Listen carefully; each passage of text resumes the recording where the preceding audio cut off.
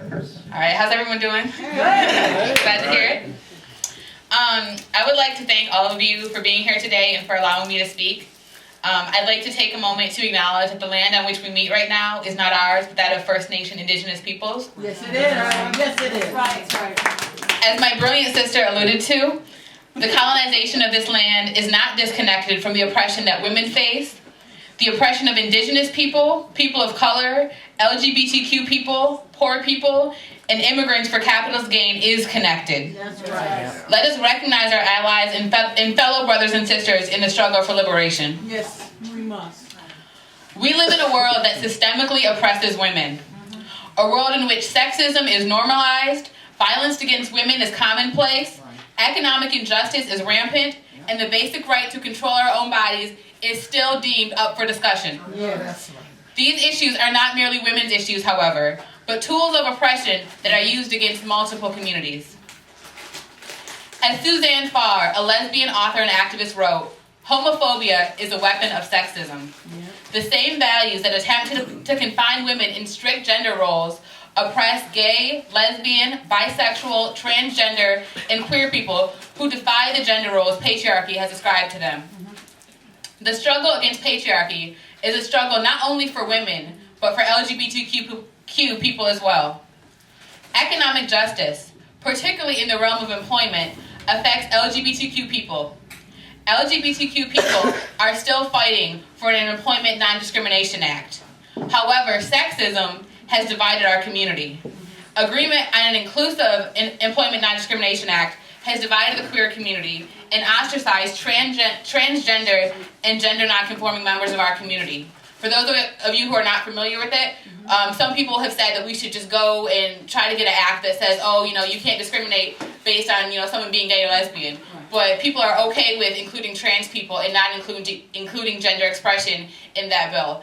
To me, I'm like, fuck that. Like, if we can't have it one that includes all of us, let's stay in solidarity. Like, I don't want something that's gonna protect me but exclude my brothers or sisters. That's right. Violence against women is a worldwide epidemic. Mm-hmm. In the fight against sexual and domestic violence, we must acknowledge that the ways in which multiple oppressions compound gender oppression. Violence against women differently and disproportionately affects women of color, queer women, poor and working class women, disabled, and immigrant women. If we are not able to effectively address racism, classism, ableism, and homophobia, we cannot effectively address sexual and domestic violence. Mm-hmm. Reproductive justice is often perceived as a women's issue. However, if we look at this issue more broadly, as the right to be able to control one's own body, we can see the ways in which this affects not only women and their reproductive rights, but other oppressed populations as well. The right to control one's own body is not merely a women's issue, but an issue for the transgender community. The right to define, surgically alter, and control one's own body must be a universal right. Mm-hmm. And for transgender, particularly transsexual people, this right is a continuous struggle.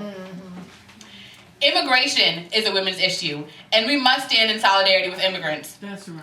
When women are separated from their children, when binational same-sex couples are divided, when LGBTQ people face particular violence in detention centers, we can see the ways in which our struggles are connected.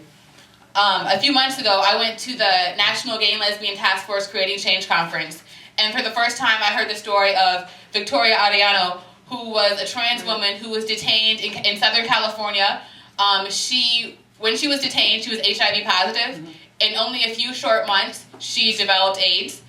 She was denied medical care, and even when she began throwing up blood, they would not let her see a doctor, and she died chained to her bed with 2 detention guards looking over her. Immigration is a struggle for women, for queer people. All of it is connected. I would like to close with some of the brilliance of Audre Lorde, a Black lesbian, feminist, and activist. Audre Lorde once said, "There is no such thing as a single-issue struggle because we do not live single-issue lives." That's right. Let us remember her wisdom as we observe International Women's Day this year. In the struggle for women's liberation, we must remain conscious of the ways in which multiple oppressions intersect with and compound sexism. To address the oppression of women, we must struggle against all the oppressions that women face and stand in and stand in solidarity with all victims of systemic oppression. Thank you.